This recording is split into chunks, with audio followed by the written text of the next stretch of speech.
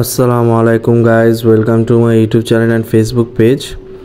তো আপনারা মূলত দেখতে পারতেছেন আমি একটি সমন্বিত অ্যাকোরিয়াম ফিশের যে মাছের খামার, সেই খামার টাইপের একটা ট্যাঙ্কের মধ্যে আছি। তো মূলত এই ট্যাঙ্কটি আমার একটি পরিচিত বড় ভাইয়ের ট্যাঙ্ক। উনি মূলত মাছের যে আপনারা হচ্ছে গাজি ট্যাঙ্ক আছে বা ছাদে যে সকল পানি দেওয়া পানির যে ট্যাঙ্কি থাকে সেটারই একটা ট্যাঙ্কের অর্ধেক কেটে নিয়েছে এবং সেই ট্যাঙ্কের মধ্যে মূলত উনি এটা সেট আপ করেছে।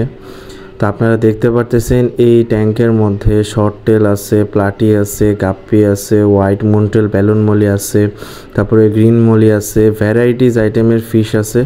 সো উনি এটা জাস্ট শখের বসে পালে এবং এখানে হচ্ছে গিয়ে ওনার যে শর্ট টেলগুলো আছে এগুলোর সাইজ অলমোস্ট 3 থেকে 4 ইঞ্চির মতো হবে। এবং এখানে দেখেন প্রচুর পরিমাণে প্ল্যান্টস আছে, এগুলো সব এখানেই বাচ্চা দিতেছে, এখানেই বড় হইতেছে।